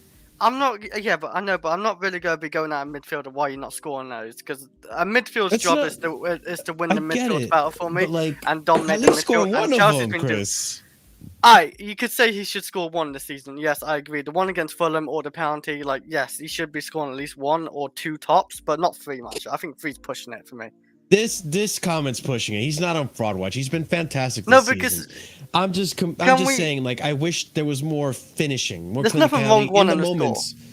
I just wish that like there was more goals when he's given the opportunity, because. Again, I'm not asking him to be Lampard. I'm not asking him, hey, take a shot outside the box, find yourself in attacking positions more often. Like he does, but he does try. You know, I'm not asking him to do that. I don't want you to score goals. I think right now, which by the way, I forgot to point out, we didn't need any of our defenders or midfielders to score goals for us today. Our attack did all the work. There was no assists either, or free assists. That's actually some sort of miracle. Actually, not relying on our attack actually did the work they had to do. Yeah, they actually earned their. I actually said during the stream on Discord, we want 5. I remember the last time I said that. Yeah. When was last time? I don't remember the last time. Actually, it's been so long ago. No, you're right. But regardless, Chris, like I'm saying, like even if Kovacic, Jorginho was never that good of attacking anyways, but let's say Kovacic and Kante found themselves in those positions to score goals that Enzo has. Again, if you find yourself in those positions, you want him to score. Hang on a minute, Marshall. Put some respect on Jorginho, man. He was our top goal scorer one time. Penalties. Fair penalties. No, I'm kidding. I agree in those positions. In those positions, but if we are playing Kovacic and Kante, when we play Kovacic and Kante, my thought was never, I need a goal from Kante. Yeah. Do you know what I mean? And I think that's the difference. And people like going, oh, he's on Fraud Watch, or he doesn't do well. Well, what was your profile of Enzo Fernandez when we bought him? Because he wasn't a free scoring midfielder for Benfica. He got like 1 goal and 5 assists or something. Andrew, it's not about the profile. I don't think. I don't think it's about profile to these people. I think it's about the price tag. That's what they're looking at. That still shouldn't matter. Like, how much Casemiro? Okay, actually, Casemiro scores a few goals. Okay, but he can't. But the thing is this: he can't help the price tag. Yeah, he didn't. Yeah, exactly. Do we go after Caicedo then? No, people do. Yeah, why do we do? We have one of them in the chat. This is the thing. Like, why do we have to go at midfielders? Yeah, but why do we have to go after midfielders not scoring goals? Their job is literally to win the midfield battle and then help us like progress the ball forward. And, this is a good point. Link up from defense to the wingers or whatever. Like, I don't understand why it's changed. This is the comment isn't. Jude is playing as a 10, by the way. People think that they're two different players. Just because Southgate, the terrorist, plays Jude in the pivot doesn't mean he's that type of player. Jude is not. Well, he's not even playing in the pivot at Real Madrid right now. Oh, he played. Yeah, no, but I'm talking about Southgate. He played in the pivot in England and Dortmund. Majority of the time is England. He's playing the pivot. He's not a pivot player. But we couldn't actually know. I'm just saying, people are looking at Jude. Slapped us across the face sometimes. People are looking at Jude right now. If Enzo Fernandez was playing for Real Madrid, and not scoring, no one would be saying that he's on Fraud Watch. Yeah. Right now. I'm telling you right now, no one would be saying it. Actually, this is a good point. This is a good point. Do you know Nico Barella? I go by Nico Barella, you know Barella of Inter Milan? Yep. Hardly known for his GNA. No one says he's on Fraud Watch. How many goals did Modric score when he won the Ballon d'Or, by the way? But even right now, Modric I don't know. Cruz. Was it 1 in the World Cup? He scored like 1 in the World Cup, and he scored probably like 3 or 4 overall. Like, goals don't matter to a midfielder. A midfielder's job is not to get goals. Yes, it's fine wanting them to score. Like, you want your midfielders to score. You want your defenders to still score. I want Sanchez to score a goal this season. Fuck it, Sanchez, get me a goal this season. I want you to score. Some people in the fan base will try and tell you that he's been playing shit all season, which is a lie. Which is a damn lie. And so, against Liverpool, he was against Liverpool, especially second half. Yeah, against Liverpool, he was our man of the match. Yeah, he was fantastic. The first half against West Ham, he was fantastic. Against Luton, he was great. Against Villa and Nottingham Forest and Bournemouth, not so good. Fulham, he was amazing against Fulham, and today he was okay. It wasn't his worst performance of the season today. People try and tell you, like, even against Fulham, obviously, Enzo's been one of our worst players. There was no bad players against Fulham. Stop looking for bad things to happen. The only bad thing against Fulham is that we have to score more or go on to score more. Don't change this angle. I can't. Yeah, we look like that guy from the Power Rangers. He's actually created a couple big chances this season, Enzo, where we're not scored off it. Yeah, but I just what is that?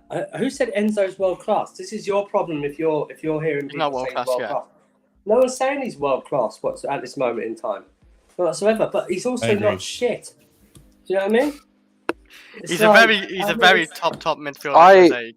I just want to squash these Jude Bellingham and Enzo comparisons because your opinion is going to be different based on what you want them to do because they're not the same player. Their best work isn't done in the same position. It's like comparing Thiago Alcantara from Liverpool. It's like comparing him to Kevin De Bruyne. You know, if you want a pivot player, you're going to prefer Thiago. If you want a number 10 or attacking midfield, you're going to prefer Kevin De Bruyne. And it's exactly the same thing with these two. Jude Bellingham's playing at the tip of a 4-4-2 diamond, and that's an attacking midfield. How many goals? Completely different. Sorry? He's on 10 in 10, I think. He's got 10 in 10. Is he? I don't know if he scores a lot of goals because he can play like a lot. He's got 9 or 10. But who, Jude? No. De Jong. Oh, De Jong. Oh, sorry. Yeah, I said De Jong. I don't think he has many goals, does he? And De Jong is rated by a lot of people. I do actually rate De Jong. I like De Jong, but it's like what Surfer said about Real Madrid. Barcelona had that similar thing where you don't, Xavi Hernandez and Iniesta, were they goal scorers, but yet they're seen as some of the greatest of all time. Right. Oh, yeah. Also, I've watched Barcelona a couple of times in the Champions League. De Jong's not stood out. But you're calling him not... Yeah, it's like he hasn't stood out. Doesn't mean he hasn't stood out in other games, but it's like... Yeah, Jude's playing well at this moment in time. You can call him a £100 million player all you want at the moment. I don't believe anyone's a £100 million player. I think prices are extortionate. But it's like... They're not the same type of player. I mean, I don't know what's hard to understand. Why are you comparing two different types of players? It's like if I was trying to, who's the best midfielder? Frank Lampard or Michael Carrick? They're two different midfielders. Do you know what I mean? They're two completely different midfielders. It's just bonkers. I don't know why we've got every fan base has it now. This fan base, every fan base has a need to try and target a player and hate them for no specific reason. Give me like 1-2 years of him not playing well, and I'll jump on the bandwagon with you. Absolutely. But seeing as he's actually played well this season for us in most of the games, then Speaking of players targeted, and this is another player I did want to bring up. Besides the goal today, right? We have to put more respect on Axel Disasi. Okay. Yes. So this tweet is a good little reminder. We only paid £45 million for Axel Disasi, while certain club paid £80 million for Harry Maguire. This is called summer robbery. Hey, people were saying that Axel Disasi was basically the Black Maguire at one point. Nowhere near. Or the French Maguire. French Maguire. Either okay. French Maguire. Yes, that's right. Nowhere near, right? Axel Disasi today registered more successful passes, 107 out of 112, and registered more clearances than any other player for either Burnley or Chelsea. People need to respect him.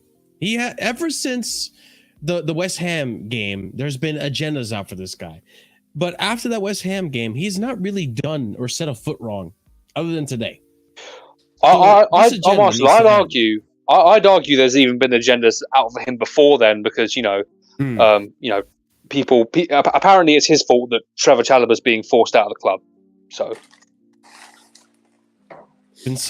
look at our defense. Look at how many goals we've conceded. at the end of the day, if we're winning, if we're getting results, at least defensively, let's look at this in the season. We're still getting solid defensive stats.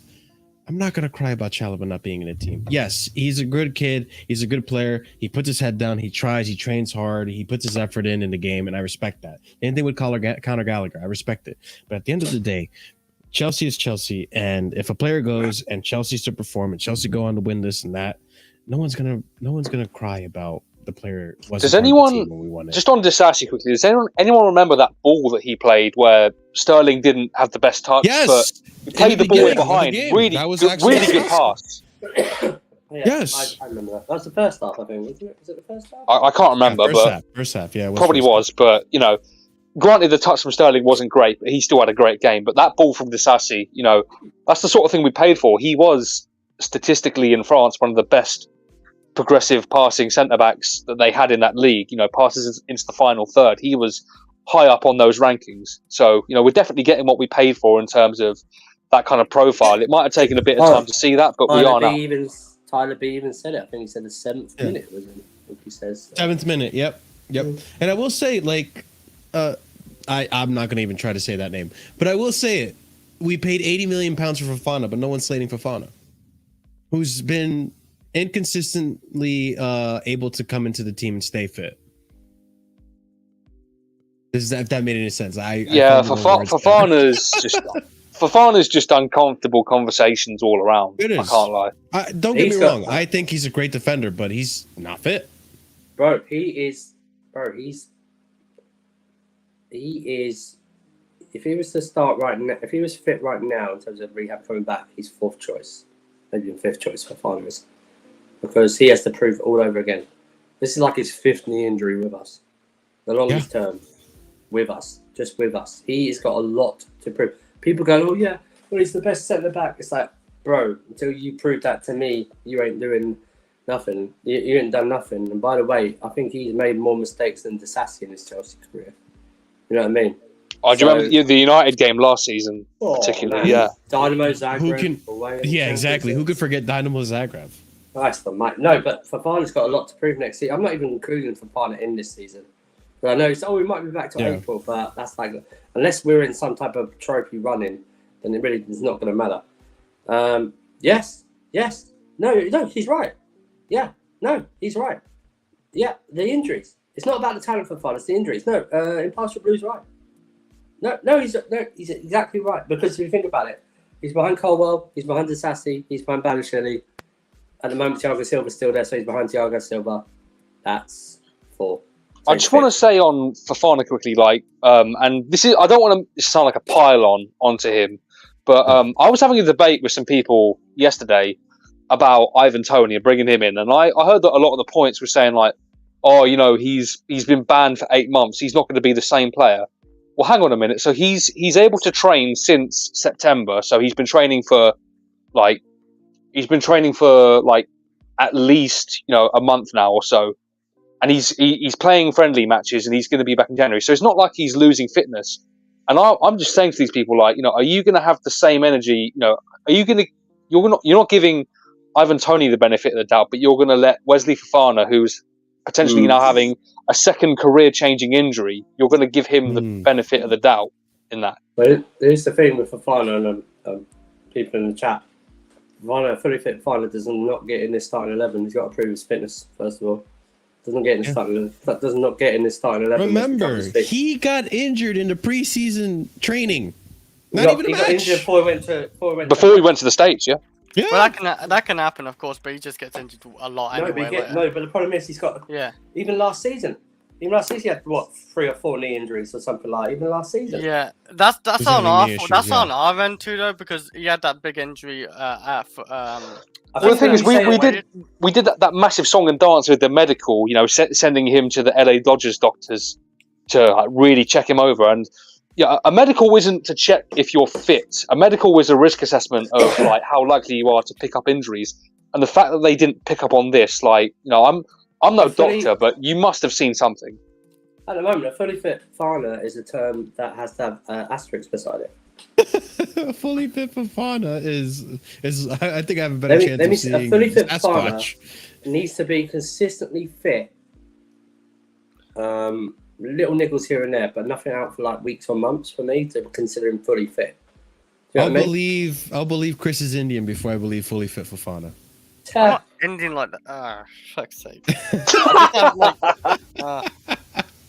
Oh my days. Another thing I did want to bring up as well.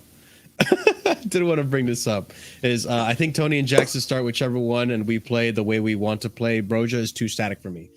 Armando Broja today came off, got hooked at 45. I think he's a good striker. I think he's going to be a decent. I think he's going to be a decent competition for Jackson, but I think it's going to take some time. We're talking about a kid who's recovering from a pretty bad season-ending injury, and he's not up to, match fitness. He's not up to, date with the latest tactics and what's going on with the team and what the, where he's supposed to be, how he's supposed to play, what the coach is asking of him, how to use his strengths to his benefits and all that. So with Broja, it's one of those, like, we have to be patient with him. He will get his opportunities, but like, I think Jackson right now, you got to start Jackson. He just fits and meshes with the team so much better right now. I think the thing is that today didn't suit him, unlike Fulham. Yeah. I think today Burnley played, like I said, Burnley played a low block for the first time this season. I've seen them play an actual low block. Or sorry, let me just get. But it was because after they went 1-0 up. Parking the bus is what it's actually called. It's low block bullshit. Trying to make it an actual good. It's called parking the bus when Mourinho did it. So everyone else is parking the bus when they do it as well. But the physicality, I think, suited the Burnley defenders, whereas Jackson's movement actually causes them more of a distraction and allows other players to get into the game, like a Sterling, more like a Palmer, whoever is a 10 and stuff like that. So I think it'll be depending on who we actually play as well. Because, like I said, Broja was the reason we played so well against Fulham was one of the reasons because of Broja, and the fact that he was just in the middle, not looking to really come out wide, drop that deep. He was a stationary piece that made the Fulham defenders actually have to pay him attention and stuff like that. So that's why I praised Poch that today he looked at it and gave, okay, it's not working for 45 minutes. You've only just come back. You still praised it. How early you stopped it, Andrew, can't you? Yeah, exactly. That's why I praised him. Early I put Jackson in, and Jackson was also a big reason why we ended up winning. Yeah. There as well. So I really think it's dependent on the actual the team we're going to face going forth. So it's a good, like I say, like you said earlier, it's a selection headache. It's a good headache to have. That, making Poch actually think tactically who's going to work out well. Just because they had a good game last game, which maybe player profile is going to suit which game. Yeah, exactly. So I think this, like, the performance against Fulham was good from Broja, but I do think as well it set a bit of a unrealistic precedent as to like, sort of where he's at right now and how ready he is to come back in. Like, it's not going to be like linear growth when it comes to coming off an injury like this. It's gonna take him some time, and minutes will be few and far between. If Jackson can carry on the form, he's got 2 and 2 now, and just in general because he's still quite a raw player, so he'll really have to just take his chances where he can. But it's not going to be like a linear growth because he's still not very sharp. As good as he was against Fulham, the sharpness isn't there, so he'll have to build that up slowly but surely. All the best to him, but that's just the truth at the moment. I mean, it's going to take time. It's definitely going to take time. It's going to be interesting to see come January what players will be leaving, because I'm sure. Do we have any loans? We only have Premier League loans, right? What do you mean? Like, come the preseason, or not preseason? I'm sorry. Come January. Yeah. I'm sure that we need to find something for Washington, for sure. I don't know about this Matos kid. I don't know where he came from. Can we just put him back down to the under 21s or something? He's been on the bench a few times now. I'm sure there's going to be something to. I think that's just. I think with Matos, that's just the state of our injuries right now. The bench isn't powerful enough with the options that are in the senior squad already. I can't wait I can't wait to have more players back. We don't put 2 frigging goalkeepers on the bench. Yeah. That's another one too. Or maybe now, can you just? I think you can name out to like 21 people or something like that. It might be because of that as well. Only PL loans need to be. Wait, only PL loans need to recall Santos as well. We'll see what happens with Santos. He might get some game time. Apparently, that Cassidy. I doubt it. Yeah, that Cassidy who went to loan to Leicester ain't playing too well. I hear from a good trusted source, anyway. All right. Well, listen. I'm not going to complain as. Trust me, this trusted source is very good. He does his research. All right, fair enough. Well, you know him. What? You know him. I'm not going to put his name out here. Okay. I don't believe you. Oh, okay. Go on, Oliver. Type in the chat. No, Go on, Oliver. No, I was going to say I don't mind. Like, obviously, what's a Cassidy, right? Yeah, he's a young player, and like all I'm concerned about right now is that he's getting the fair chances from Leicester City, and if that's the case, then I'm fine with it. And if he gets dropped because he's not good enough at a certain point, then that's fine. That's just a part of the growth of a player. So I'm not too worried about Cassidy. I'm more worried about Santos with the fact that he's an 8th choice midfielder. Just the choice of loan is so poor. Like, if you're going to risk a player like that getting lost in the shuffle, you might as well have just kept him here where Poch can keep his eye on him, because he would have been lost in the shuffle either way, whether it be going to that club who have just as ridiculous of a transfer policy in terms of player turnover, or staying here. So, that's just all I'm looking at, really. I mean, we're probably going to talk about this more tomorrow, but like... yeah, for sure. It's just one of those things that, like, at the time that we loaned him, it looked like he would get game time, and then it just started transferring in more midfielders, and I'm like... But that's the gamble you take by sending him to Nottingham Forest. They're not a stable... They're not a stable place for you to settle down right now. Their turnover is, like I said, it's only really comparable to ours when you compare it to the rest of the Premier League. Very interesting situation with Andre Santos. What were you going to say, Chris? No, I didn't know what you said. Sorry, that's why I said that. Sorry. Oh. But Santos, I ain't heard much about Santos either. I don't hear about. Because he hasn't played. He hasn't played. He's 8th choice at Forest. What's the point of loaning him out then? Exactly. Well, no. The point was that when we sent him there, it looked like he could get a chance, but then they bought like 3 midfielders. But what I'm trying to say is that, like, we know that is Nottingham Forest's game. They're not a stable club right now. Their player turnover is only comparable to ours when it comes to how massive the turnover is. He might have more chance playing for Chelsea in the cup games or something if he stayed for Chelsea. But the thing is, but the thing is, Chris, even if he didn't get that chance, at least he's under the watchful eye of Poch. At least Poch can keep an eye on the way that the guy is training and developing. With the team. Yeah, exactly. It's a bit like when we sent Billy Gilmore to Norwich, when it probably would have been better for him to stay with Tuchel. And granted, Tuchel didn't want him, but for his own sake, that Norwich loan did him no good. So the problem with the Norwich loan was that at the time Daniel Farker was there, which is a friend of. Well, yeah, that was the connection. Tuchel, yeah. And then both got sacked, or Farker got sacked, or something like that. Yeah. I will say, after the international break, obviously we'll see what happens with injuries and stuff as the players go and play for their national teams, but assuming everyone comes back fit, Reece James is going to come into the team, we know that, or Malo Gusto, regardless. There's going to be someone that's not Cucurella at right back, I assume. Do we shift Cucurella over to left back? What do you think Hodge is going to do? Yes, like he's. I would, but I don't see Poch doing it. I don't see why not though, because like he's been given like solid 7 pluses out of 10 every time he's playing. Why would he now suddenly shift the left back over to Colwell when he didn't even do that when Gusto was playing? But this is the thing. I don't know if he probably does think it's fine, but like the 2 centre backs we have right now, Thiago Silva and Disasi. Yeah, but now he's going to have another. Balichier on his way back. He's now got another option at centre back where he's just think I don't need to play Colwell at centre back, so I've got 3 now. Well, it depends if Poch. That's a bit of a headache though with centre back. So the thing is, Chris, it depends if Poch is willing to play the 2 left footers at centre back. Whether if he wants to play a Balichier and Colwell back too. We don't know if he's even willing to do that. Maybe he wants a left foot on the left and a right foot on the right. We don't know that yet. That doesn't feel comfortable to me when I see two left-footed centre backs. I mean, in theory, it's no different to playing two right-footers. You're playing one guy on the wrong side. Normally, I see right-footed players are better on their weak foot compared to a left-footed. It's because left centre backs are. It's because left-footed left centre backs are quite rare in the game. Any player.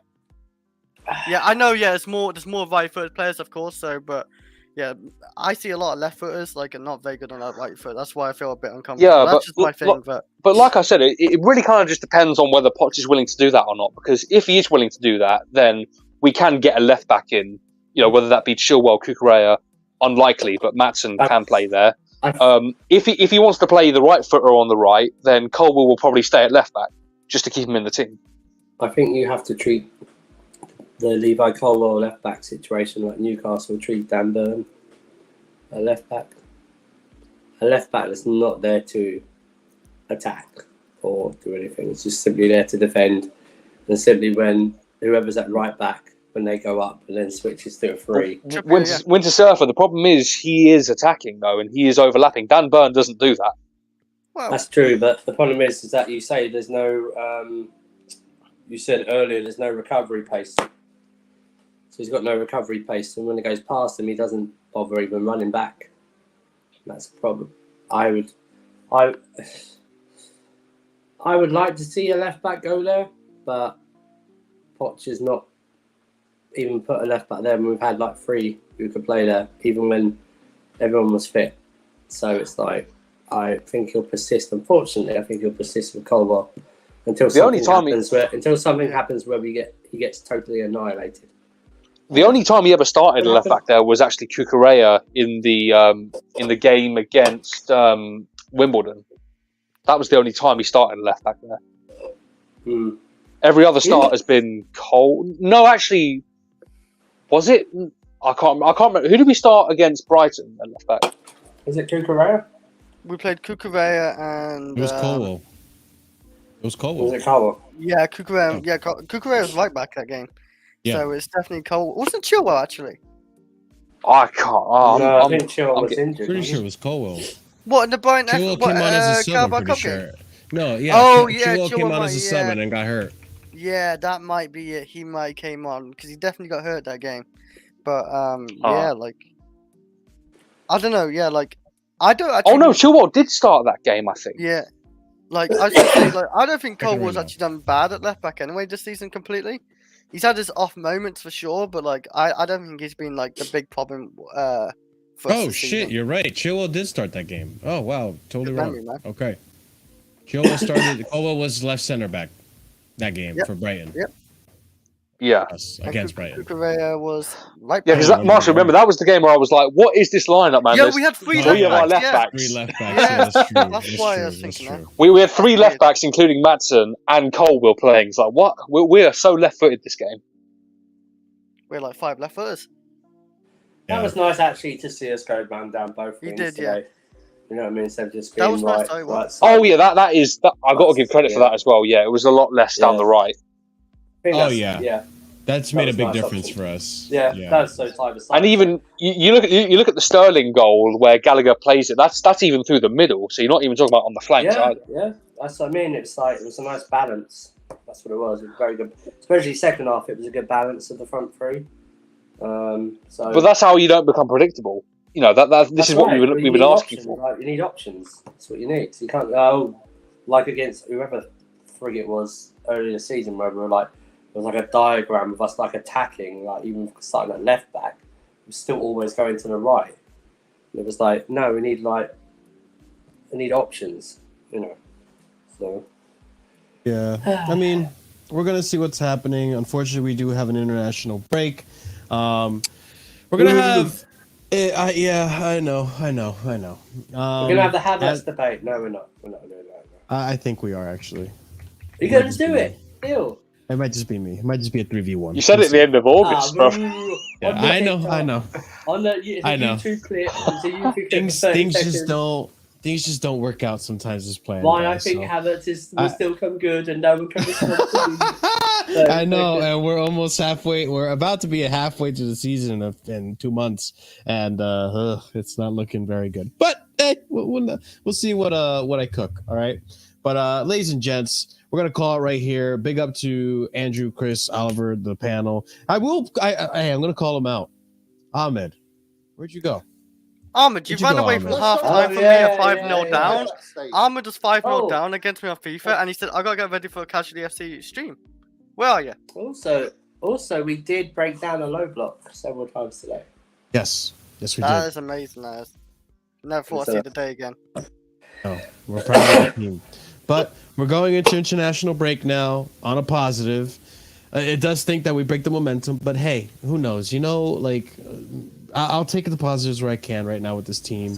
I was very, very under the radar before, so I'm just glad we're winning again. And we got 3 wins in a row, guys. Come on. That's right. Not very often you get to say that against Chelsea anymore. Like, we got 3 games in a row, so big up to Chelsea, up the Blues. We're gonna go ahead and raid Flawless, who I think he's gonna start any minute now. I swear to God. If you see Ahmed there, people, roast him, okay? Let him know that he ran away from Chris. He ran away from talking about Cucurella today. He ran away from talking about who else was he slandering? I don't know who else he was slandering. Sterling. Remember, this guy wanted Sterling gone in the summer. Okay, yeah, make sure you roast him. He can happily hold that one. He can hold it. But yeah, he will. If he shows up tomorrow, we got something special for him. Okay, but. Big up, everyone. Make sure you are smashing the like button if you haven't done so already. Smash the likes on your way out the door. Be sure to hit the subscribe button if you haven't done so already. We're on our way to 3K subscribers. Let's get to 2.3K first. Be sure to also check out the links in the description down below. I will be doing a stream over on my channel. We're playing some horror games. If you're into video games and stuff, that is what I do over on my personal channel. But that'll be later on in the night if your delinquents are up. But be sure to check out my links there, the Twitter for Casually FC, the Discord where we talk and discuss about all things Chelsea on there. Ahmed's channel. Did Ahmed hit 1K? Do we know? Does anyone know if Ahmed hit 1K yet? I think he's super close to it, but... Okay, so if he hasn't hit 1K, go ahead and help him hit 1K. If he has hit 1K, congratulations, Ahmed, on hitting 1K. You ran away from today's stream. We were about to roast you, bro. But he's 42 subscribers off 1K. Okay, then let's help him get to 1K. Leave a comment down below. Let us know what you think about today's game, what you want to discuss. Have a discussion in the comments, as I do read them, and from time to time do answer to some of the comments. Big up to our proper casual and higher tiered members. So that's going to be OG Turbo Jesus, Dark, Scott, Adrian, Will, A. Solomon, Maru CFC, The Danzo, Chelsea Till I Die, AP, and Iwani. Big up to you guys for being members. Enjoy your emojis, enjoy your perks, and everyone else who is a member. Big up to you guys. You guys are a big part of supporting this channel and keeping the wheels running and the power on. So big up to you guys, and be sure to use those emojis and enjoy the perks. And big up to everyone that joined us in the chat today. So that being said, we're gonna go ahead and raid Flawless and let them know where you're coming from, and roast Ahmed if you see him there. Till tomorrow, we'll be having a Casual Chelsea show. We'll see you then. Stay casual. Peace.